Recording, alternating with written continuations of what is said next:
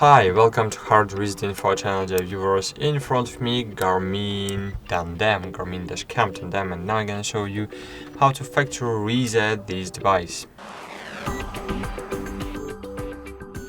To factory reset this device, you need to open the Garmin Drive application, of course. In the Garmin Drive application, click on the settings app. Of course, your dashcam needs to be connected to your smartphone. Then click DC Tandem here. Scroll very down and click forget device. Not the forget device, but restore default. Click restore. Wait a while. As you can see, it's restoring default.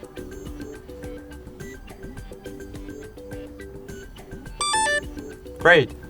Default was successfully restored. Thanks for watching. Like this video, subscribe to our channel, and bye!